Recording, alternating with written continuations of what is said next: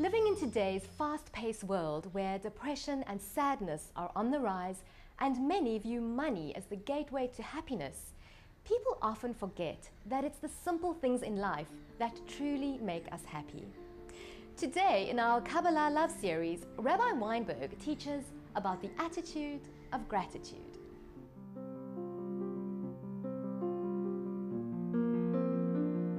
The first chapter is called the attitude of gratitude. Now, cultivating an attitude of gratitude is the first step to live a happy life. Today, many of us don't lack as we lacked many years ago. We live much better lives, and yet, to a large extent, unfortunately, our lives are not happier. In fact, often our lives are more depressed. In fact, here in Africa, we can see clearly that there are many who are very poor and they're happier than many that are very rich. In fact, it seems to me that sometimes the richer you get, the more miserable you get. So why is that? And the answer is, it doesn't make a difference what you have. It makes a difference how you appreciate or don't appreciate what you have, and that causes happiness or not. Let me share with you a sweet story about Mr. Bear. Mr. Bear came into my synagogue while I was the rabbi in Plettenberg Bay, and he was shaking his head sadly, and he says, "Rabbi, I don't understand why young people don't get along today. You know, I was married for over 40 years, and I never had a single argument with my wife."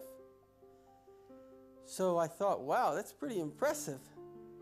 "What was the secret to your happy marriage?" I asked him. He said, "You know, when I was a young man, I once asked my boss to lend me money for a lotto ticket. My boss said to me, 'Young man, do you know when you'll win the lotto? When you walk down the aisle to your chuppah, to your marriage canopy.'" So, did Mr. Bear answer my question? I asked him how he had such a great relationship for 40 years. And then I thought about it and I said, yes, he did answer my question. Because what he was telling me was he viewed his marriage as if he won the lotto.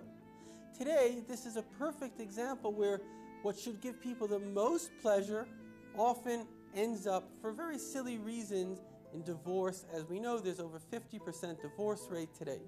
So in other words, it's not what you have, it's rather how you view what you have. So, this chapter's challenge is to make a list and write down all the things that you consider to be blessings in your life. For example, think about the things that you would miss if you no longer had them. Now write down a list, and after you finish that list, say, "Thank you, God, for all these blessings." Now every morning when you wake up, the first thing you should do is read your list. And I guarantee you, over 2 weeks, you'll notice a perceptible shift in your entire life.